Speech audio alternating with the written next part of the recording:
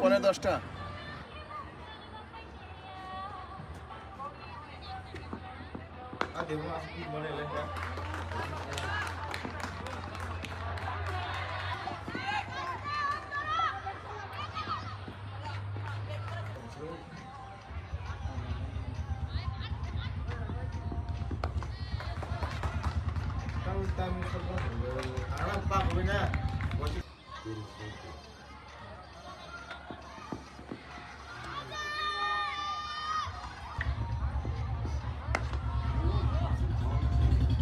বলটি short offline ছিল ব্যাটসম্যানের কাছে সম্পূর্ণ স্বতন্ত্র বলটি স্কোয়ার কাট খেলা কিন্তু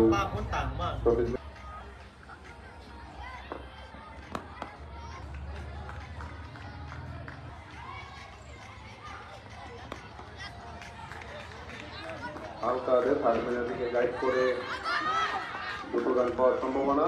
2 রান হয়ে গেল। গুড লাইন ডেলিভারি বাবারে হালকাতে খেলেছেন। 1 রান হয়ে যাওয়ার সম্ভাবনা ছিল।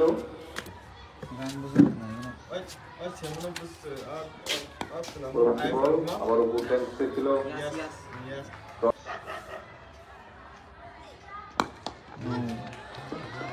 উঠিয়ে মেরেছেন সোজা।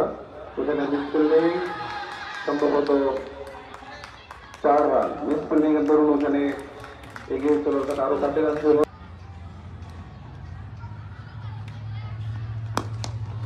আবার উঠে মেরেছেন। আবারও 4 রান। খুব সুন্দর একটি শট। দুটি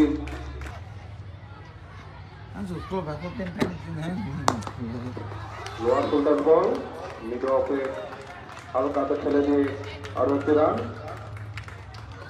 এভাবে এগিয়ে নিয়ে যেতে হবে। শঙ্করদ্বীপে যত বেশি স্ট্রাইক দেবেন এগিয়ে চলে স্কোর তত বড় হবে।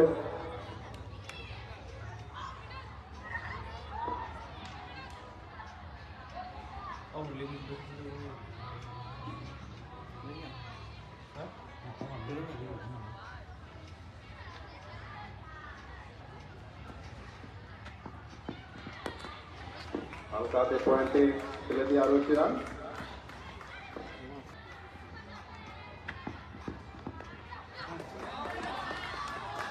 আয়ুষ সার্ভেন্টের বলে গাইড করেছেন। ব্যাটেড বল ড্রাইভ করেছেন। বল চলে আসছে লং অফ অঞ্চলে। বল হালকাতে খেলেছেন। বল চলে আসছে কভার অঞ্চলে।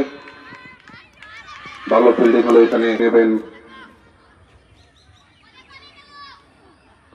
ব্যাটেড বল ছিল হালকাতে ডিফেন্সিভ শট। কোনো রান হবে না সেখানে।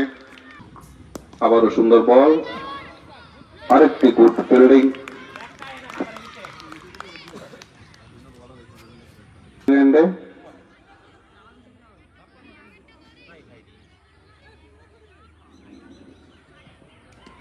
দিগ্বিজয়ের বল একটু পিছু হয়ে আসে।